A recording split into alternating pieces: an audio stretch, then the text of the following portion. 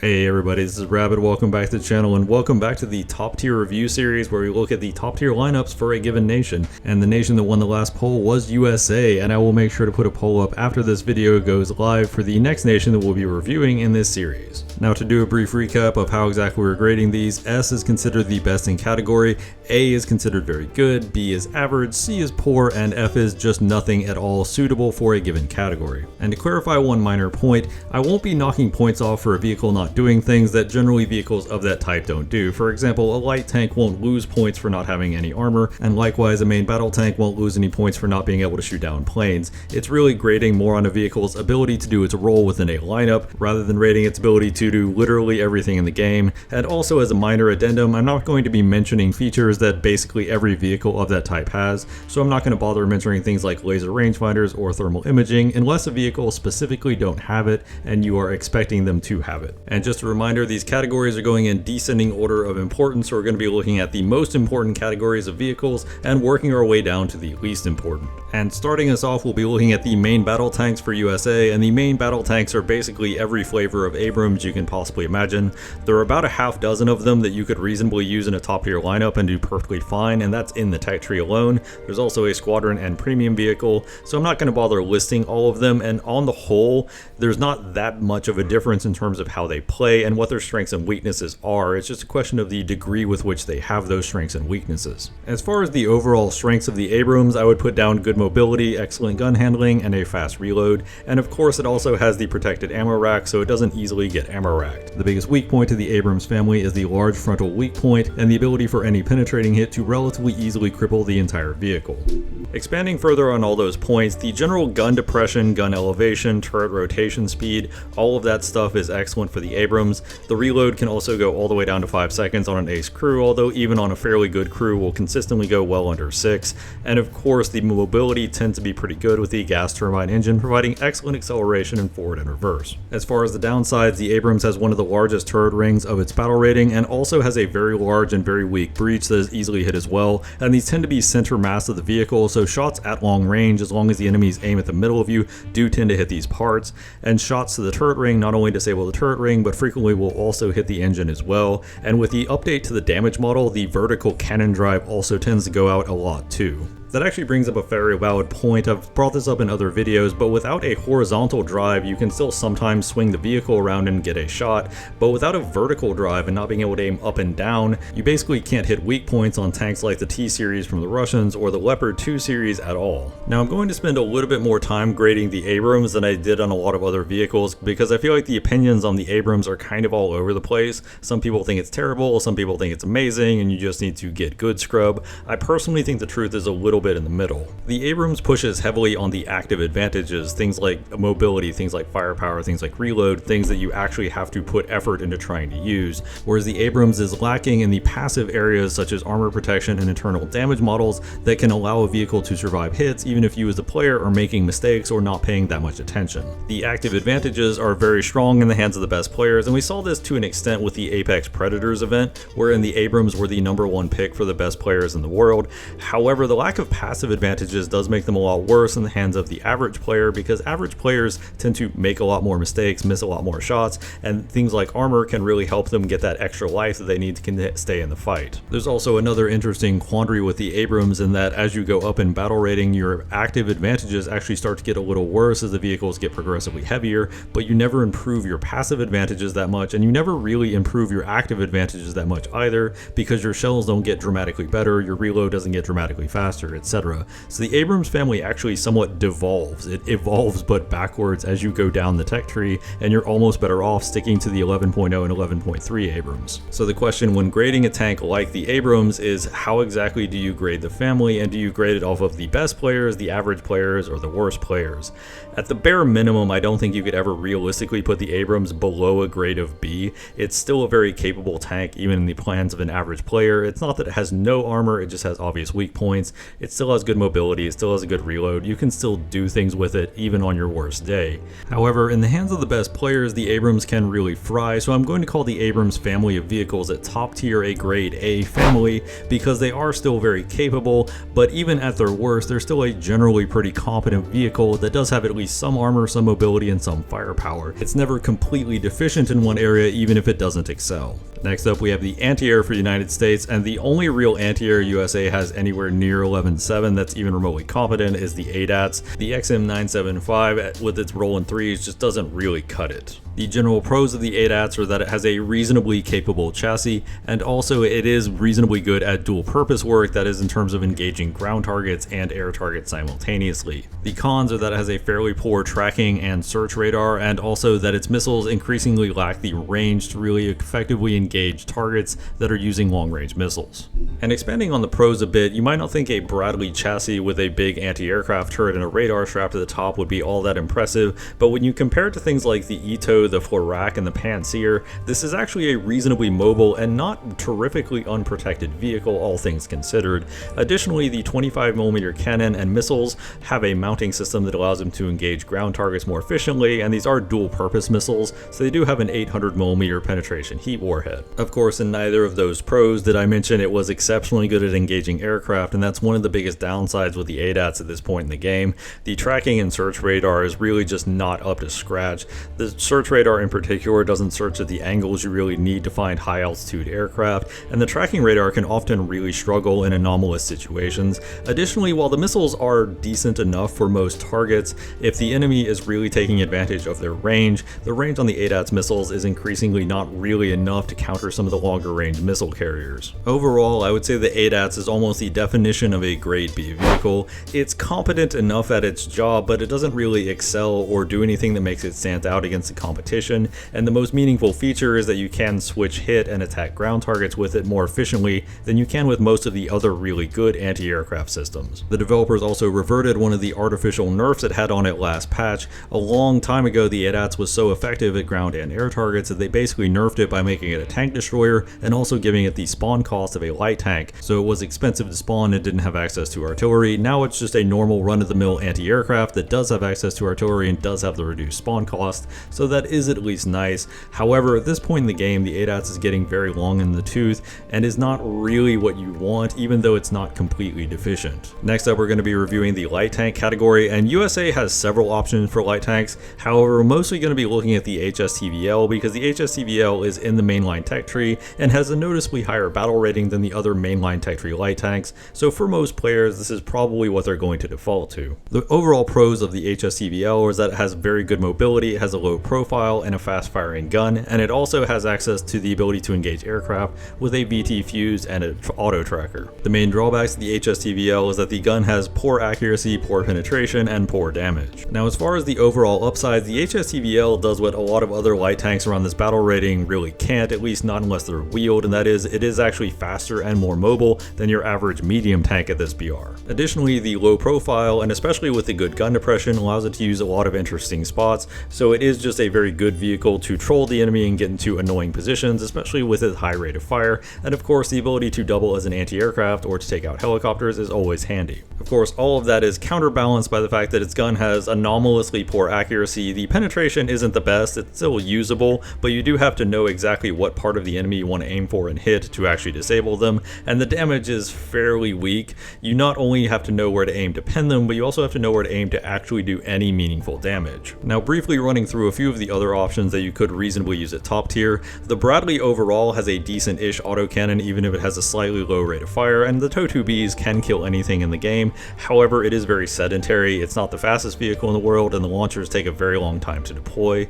The M1128 doesn't have that problem, however the M1128 is a big wheeled vehicle, so it's a little awkward in close quarters, and on the whole the reload is also pretty slow. There are also a myriad of 3 different event vehicles that all have a 5-second reload with 100% 105mm cannon and generally good mobility. These are the XM8, the CCBL, and the AGS, and all of these are pretty solid options as well. Overall, I feel pretty confident in giving USA a grade A for their light tank lineup, and a lot of the reason is, while none of the vehicles individually are that crazy, they do go together pretty well, and you do have a bunch of different options for what type of vehicle you specifically want to use, and a lot of nations simply don't have that. They're stuck with one, maybe two light tanks that they get to pick from. Additionally, as much as I really dislike the inconsistency with the HSTVL, the fast firing gun does give you the potential to have some really good games, especially when combined with the excellent mobility and the new ability to engage aircraft. So I do think A is a pretty fair grade for this lineup. Next up, we're going to be looking at helicopters, and USA has one of the largest helicopter tech trees in the entire game, and it also has around a half dozen different helicopters that you can use between 11.0 and 11.7, so obviously there must be some fantastic options, right?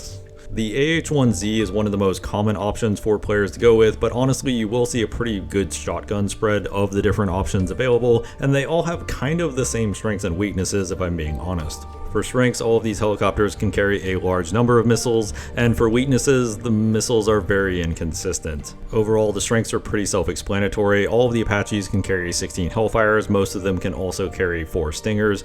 The AH-1Z can carry 16 Hellfires and also 2 AIM-9Ls or AIM-9Ms, and the MH-60 can also carry up to 16 Hellfires. Of course, all the missiles they're carrying are the Hellfire missile, and the Hellfire missile is not the best missile at top tier right now. The Hellfire missile is not particularly fast to begin with, but it also goes up and then drops down in a plunging arc, and this makes it even slower. On top of that, the plunging arc also gives it a lot of inconsistency if you're trying to hit opponents around foliage, and if the enemy pops smoke at all, the Hellfire basically will never hit them. On top of that, it can be incredibly difficult to hit moving targets unless you're in a position where you can easily use the auto tracker to just lock onto them. Of course, you probably noticed a lot of those helicopters were also using Stingers, and Stingers are also a very unreliable missile. They just don't tend to like to track targets, and even planes moving in straight lines can often miss them. On helicopters, they don't really like to lock them at all outside of a handful of kilometers. As far as how to grade this helicopter lineup, I went back and forth a bit, but ultimately landed on a C grade. There is very little that you can do with this lineup that you can't do with basically any other helicopter in the game, and most helicopters will do it noticeably better to boot. And to top it all off, these helicopters are countered by virtually everything. Basic smoke grenades can allow any main battle tank that either sees the launch or has their laser warning receiver go off counter them. Most anti-airs can counter them because the anti-airs missiles move significantly faster than the Hellfires. Most other helicopters have missiles like Spike ERs, Vakirs, or even Starstreaks that can move faster or hit harder than your missile, or at least as a fire and forget missile, so they can fire it and then leave line of sight entirely. While I wouldn't ultimately grade the American helicopter lineup as useless, they really fail to impress on basically every level. Next up, we're rating the jets, and USA has so much fixed wing cast that I don't even really want to blow through them. The big one to note really is the F-16C, as it's kind of the gold standard right now for cast aircraft in general, and specifically for the American tech tree. The advantages of these aircraft, however, are actually pretty universal in that most of them tend to be fairly solid multi-role aircraft that can do a wide array of jobs at once, and also have a wide array of missiles for both air-to-air and air-to-ground targets to allow them to effectively engage any enemy. There is one core drawback to the American jets, and that is basically all of them are heavily reliant on the Maverick missile. So going through those upsides, American aircraft do have some pretty effective air-to-air missiles. The AIM-7F Sparrow isn't the best, but the AIM-9L and AIM-9M are both excellent air-to-air missiles, and even have longer ranges than a lot of contemporary IR missiles, often able to hit targets out to 5 or 6 kilometers. The AIM-120 is currently on the high end in terms of what you can expect from a Fox 3 missile in the game, so all of those are fairly capable in terms of engaging other air targets, and all of the American planes have at least some of them. On top of that, American planes tend to start adding thermal imaging pods like the Lightning II very quickly that have both thermal imaging and an auto tracker, so they are very effective at both spotting and tracking targets for laser guided bombs and optically guided missiles. Most aircraft can also carry a pretty reasonable mix of weapons, with the F-16C being kind of the hallmark. The F-16C can carry up to 4 AIM-120s, 6 Mavericks, and also 2 laser guided bombs in addition to the thermal targeting pod, and a lot of these aircraft still have pretty good flight characteristics while carrying these loadouts as well. Of course, the biggest con, one of my biggest points of frustration using the American top tier air, is the Maverick. The Maverick has a lot of inconsistencies with locking targets, it has a lot of inconsistencies with hitting targets, and it also has a lot of inconsistencies with destroying targets. It's the type of missile where you can rattle off 3 Mavericks and get 3 kills one game, and then rattle off 3 missiles and kill nothing the next. It's just kind of random. This randomness doesn't really combine well with the fact that Mavericks have one of the highest spawn costs in the entire game, and are also really your only good option at engaging anti-air, short of trying to do some weird toss bombing with either the optically guided bombs or laser guided bombs. Now, as I mentioned in the first video, I do like to break this up between 11.7 and below and above 11.7, because at 11.7 and below you aren't necessarily playing the full top tier of 12.7, whereas once you start going above that, you can fight the full top tier without any restrictions. In this respect, USA does have very solid options for both categories, and I would say the USA Air is roughly equivalent to the France Air, so I would give this an S grade as well. It does have some really good versatile options, both in 11.3, 11.7, 12.0, and even all the way up to 12.7 in the F-16C, so you can't really go that wrong with American Air, and you can find some good options no matter what battle rating you want to play at. And last, and also kind of least, is the tank destroyer category. Tank destroyers are not exactly common for every nation to have a top tier, and USA, the highest tech tree tank destroyer it has is currently the T-95, all the way down at 7.0. You do have the M901 at 8.0, however that is a pretty confident F rank for top tier. It doesn't really work at all. It's not terribly mobile, the missiles are not very effective, it really just doesn't have anything going for it other than the hammerhead turret, which is cute but not really enough to carry it. That being said, there is another tank destroyer, a hidden tank destroyer, and I will briefly go over it, although it is an old event vehicle so it's currently unobtainable, and that is the LOSAT at 10.3. The LOSAT actually uses kinetic missiles that can pen over 700 millimeters of armor, and despite being missiles, they are actually kinetic rounds, so they aren't as affected by things like ERA and spaced armor, and the LOSAT missiles can effectively go in one side and out the other of most tanks. However, because they are kinetic missiles, they have to build up speed first, so they're almost completely useless at close range, and combined with the fact that the launcher can't elevate or depress at all, then this thing is basically a waste of time on city maps. However, it does have good mobility, and as a sniper it does at least have some merit, so if you do have the LOSAT, it grades as a C, although it wouldn't really be my first choice to take out. And much like with France, before I get into grading USA as a whole, I do want to go into some general thoughts, and one of the big thoughts is the F-16C is actually a very difficult vehicle to play, not because there's any particular skill gap, because the queue to get into a 12.7 match with USA is ridiculously long. Most queues around top tier I could get in about 10, maybe 15 seconds max, but trying to get into a USA top tier match with a 12.7 aircraft was taking on average over 2 minutes.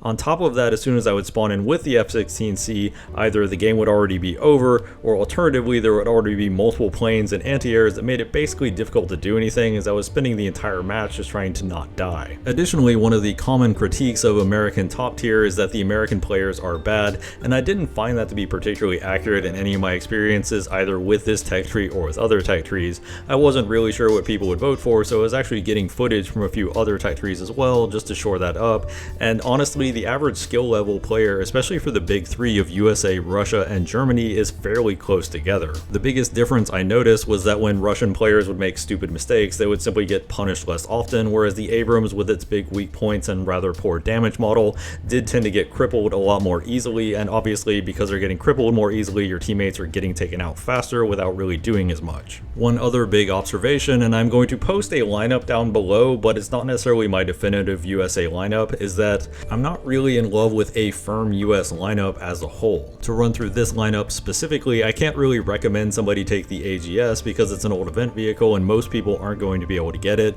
The HSTVL has frustrated me enough in the past to take it out when I hit a T80 barrel 3 times and only turn it orange. The Abrams, these are probably the single worst examples of the Abrams you could use. I only use the SEP and SEP V2 for content purposes mostly. You really should be using lower BR Abrams. On top of that, the ADATs, I'm always on the fence because that's really the only thing that's keeping this lineup at 11.7, and if you drop that, you can go to 11.3 and fight the premium players, which is a lot easier on you. I switch planes a lot, although I will probably stick with the premium Harrier for a while. I was going to get it anyway because I'm a sucker for Harriers, but being 11.3 also just made it perfect for basically any top tier lineup I play that isn't using the F-16C, because it does have a very good loadout. And the helicopter, I do go back and forth on the Viper a bit, because as much as the H-1Z is a nice helicopter, I absolutely detest its gun. I much prefer the Apache's gun, especially if a plane is charging me. No matter how many games I played, I just never felt like there was a truly definitive top tier lineup for USA that just really stood out among all the West. You could realistically anywhere from 11.3 all the way to 12.7, and you'd probably get about the same result. To wrap up my final thoughts on the USA top tier, I would overall give it a B grade. I don't feel it's terrible, but I don't feel it's amazing either. It has very little wow factor, and the vehicles that are good are either hard to use, like the F-16C with the exceedingly long queue times, or they're very unforgiving to use, something like the HSTVL where you need very good aim, or the Abrams where you can't really afford to take hits. What's interesting is that anecdotally I have had a lot of fun with B-grade lineups in the past. However, the USA is in this awkward position where, because it is one of the big three and it does have a very large player population, this B-grade lineup is often expected to carry an entire team, and frequently it has to fight and is expected to win against A and S grade lineups, which doesn't really work out that well for it most of the time. If I'm being completely honest, I think the current predicament of USA at top tier is a pretty firm argument for Gaijin to remove nation-based matchmaking at 11.0 and above matches, because we're increasingly getting to the point where there aren't that many things to add in these high-tier games to allow a nation to dramatically improve its efficiency, and making it to where basically every nation fights every other nation, much like what they currently do with top tier air, is probably the best solution, rather than trying to fine-tune individual vehicles into oblivion. But of course, that's just my opinion on the matter. Please let me know down in the comments down below whether you agree or disagree. Do you like playing USA top tier? Do you absolutely hate it? Always love to read that from you guys. If you like this content, please leave a like and subscribe. That always helps out the channel. As always, don't give it the shoes.